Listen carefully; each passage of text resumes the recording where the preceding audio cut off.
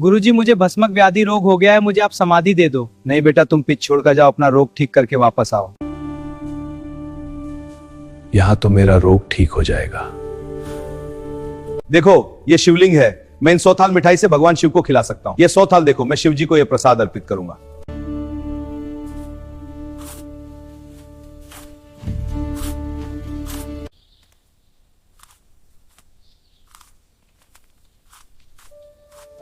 तुम तो मिठाई शिव जी खिलाओगे, पर मिठाई तो तुम खाते थे, ऐसा क्यों? क्यों? ये रोग हो गया था, इसलिए मैं ठीक करने के लिए यहाँ मंदिर में शरण ली।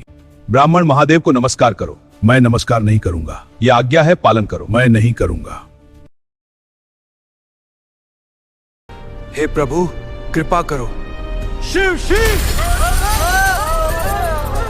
आचार्य समंत भद्र स्वामी जी महाराज को भस्मक व्याधि रोग हो गया और वो है अपने गुरु के पास गए कि हे गुरुजी, मेरे भस्मक व्याधि रोग हो गया, जिससे मुझे लगातार भूख होती है।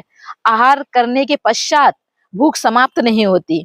तो गुरुदेव ने कहा कि तुम्हें अभी बहुत धर्म का प्रचार प्रसार करना है, तुम्हें ऐसी समाधि नहीं दे सकता। अभी तुम अपना रोग ठीक कर कर आओ, जाओ। तो उन्होंने पिची कमंडल रखे और वो वहां से बामन का रूप बनाकर निकल गए और जाते जाते बनारस में पहुंचे। बनारस में पहुंचकर उन्होंने देखा कि वहां शिवलिंग शिव जी का मंदिर है, जहां पर टनों की मात्रा में प्रसाद चढ़ता है। और उनको उसको देखकर ख्याल आया कि जहां इतना प्रसाद चढ़ता है तो यहाँ मेरी बीमारी ठीक हो सकती है, क्योंकि प्रसाद भगवान तो खाते नहीं है।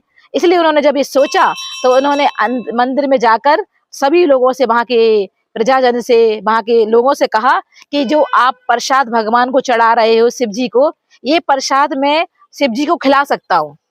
तो उन्होंने कहा ठीक है, आप खिला सकते हो तो खिला दीजिए, क्योंकि हम लोग का तो काम ही चढ़ाने का है। उसके पश्चात उन्होंने बस एक ही शर्त रखी कि आप में से कोई सामने नहीं रहेगा, मैं दरवाजा बंद करूंगा और सारा प्रसाद शिव जी को खिला दूंगा। और लोगों ने मान लिया और ऐसा ही लगातार चलता गया। और एक समय ऐसा आया कि वो प्रसाद खा खा के बामन जी का, समंत भद्र स्वामी महाराज का रोग ठीक होने लगा और प्रसाद बचने लगा। जब प्रसाद बचने लगा तो लोगों को शक हुआ कि पहले तो खा लेते थे शिव जी पूरा प्रसाद, अब क्यों नहीं खाते। तो उन्होंने कहा मंदिर के अंदर एक टोकरी में छोटे बच्चे को बिठाकर फूलों से ढक दिया और देखो कि प्रसाद क्यों बच रहा है। तब उन्होंने, बच्चे ने देख के बताया कि प्रसाद भगवान नहीं खाते हैं, जो बामन है वो खाता है। और इस तरह से भेद खुल गया और वहां पर राजा आदि सब एकत्रित हो गए और पूछा उन्होंने कि ऐसा तुमने क्यों किया। तब समंत स्वामी जी महाराज ने बताया कि मुझे भस्मक व्याधि रोग हो गया था और मैं रोग ठीक करने के लिए यहाँ आया था। तो उन्होंने कहा कि जब आपने ऐसा किया है तो सामने जो शिव जी की प्रतिमा है इसको नमस्कार करो।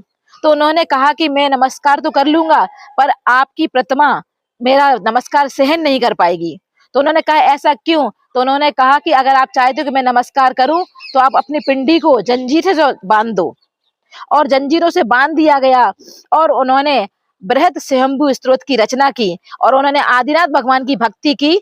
आदिनाथ भगवान की भक्ति की। स्वयं बुबा भूत तेन भूतले समंजस ज्ञान विभूति चक्षुषा विराजितिन इन विद्युन बता तपा छपा करे करे करे करी। इस तरह से उन्हें आदिनाथ भगवान से लेके अजितनाथ, संभावनाथ, अभिनंदनाथ, सुमतिनाथ, पद्म प्रभु, चंद्र प्रभु भगवान की भक्ति कर रहे थे। और देखते देखते चंद्र प्रभु भगवान की जैसे ही उन्होंने शुरुआत की, चंद्र प्रभम चंद्र मरीचि गौरम चंद्र द्वितीयम बंदी बंदम, ऐसे ही बात करते करते जैसे ही चंद्र प्रभु भगवान की भक्ति पूरी हुई और पिंडी फट गई, उसमें से चंद्र प्रभु भगवान प्रकट हो गए। और सारे लोगों ने देखा कि जिन धर्म की प्रभावना, जिन धर्म की महिमा और जिन आगम को उन्होंने सबने मिलकर नमस्कार किया कि हे भगवान, आपकी श्रद्धा अनमोल है, आपकी भक्ति के आगे सब नतमस्तक हैं। क्योंकि जैन धर्म पर जो विश्वास करता है वो जिसको नमस्कार करेगा उसमें से जिन लिंग प्रकट होंगे। और देखते देखते आज भी बनारस में फटा महादेव करके वह मंदिर है जहां पर समंत भद्र स्वामी महाराज ने अपना रोग ठीक किया था और शिवलिंग में से चंद्र प्रभु भगवान प्रकट हुए थे। बोले समंत भद्र स्वामी जी महाराज की जय हो। भगवान चंद्र प्रभु